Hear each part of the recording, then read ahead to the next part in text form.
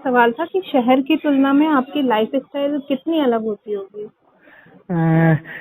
काफी अंतर होता है। एक तो जो वन कर्मचारी की लाइफ होती है ना, वो अनसर्टेन रहता है कि कब कहाँ जाना पड़ जाए। 7x24 वो रहती है, ड्यूटी रहती है, और उसमें संसाधन उतने नहीं होते क्योंकि रिमोट एरिया रहता है।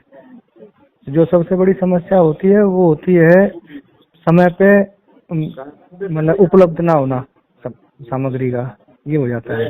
तो और रूटीन में तो ये रहता है कि जंगल गश्ती मॉर्निंग और इवनिंग दोनों रहती है। वाइल्ड लाइफ की, मैं वाइल्ड लाइफ प्रोटेक्शन में और वाइल्ड लाइफ मैनेजमेंट के हिसाब से बात कर रहा हूँ, तो उसमें एक रूटीन रहता है और हर सीजन का अपना अलग रहता है। जैसे मानसून में मानसून गश्ती होती है, और जो सर्वे होते हैं या परिवेश सर्वे होते हैं या गणना होती है, उसमें अलग टाइप के काम रहते हैं। ये होता है जी।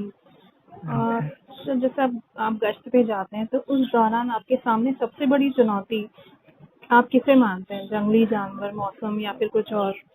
नहीं, जंगली जानवर तो नहीं होते हैं क्योंकि जो कर्मचारी होते हैं उनको सबको अनुभव होता है कि कहाँ पे कैसे अपने को गश्ती करनी है और जानवर कहाँ पे रहता है, मतलब किस तरह मतलब जानवरों का मूवमेंट होता है।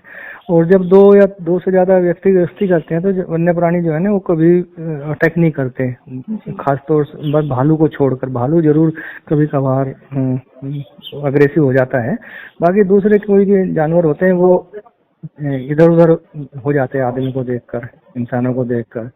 और अगर मांसाहारी कोई टाइगर प्रजाति आ रही है तो उसमें आदमी अलग हो जाते हैं उसके रास्ते से, तो वो साइड से भी निकल जाते हैं।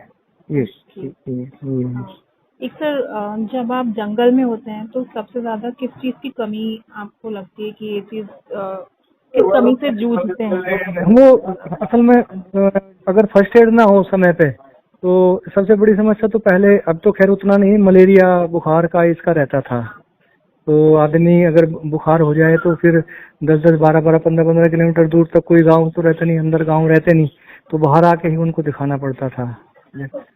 अब जरूर विभाग फर्स्ट एड बॉक्स रखने लगे हैं, तो जो छोटे मोटे बीमारी होती है उसके लिए दवाइयाँ उपलब्ध हो जाती है। तो फिलहाल तो मेरे हिसाब से ऐसी कोई चुनौती नहीं है, बस शिकारियों की और अवैध कटाई की चुनौती रहती है, क्योंकि ये लोग समूह में आते हैं और वन्य कर्मचारी जो हैं वो वन कर्मचारी 2 या 3 के ग्रुप में रहते हैं पेट्रोलिंग कैंप पे। तो वो कभी कभी इस तरह की घटनाएं कभी होती है, जैसे अभी नौरादेवी में हुई भी है। एक कैंप में 10-12 लोग आए अभी 3-4 दिन पहले, और स्टाफ 3-4 स्टाफ थे तो उनको मारपीट कर चले गए वो।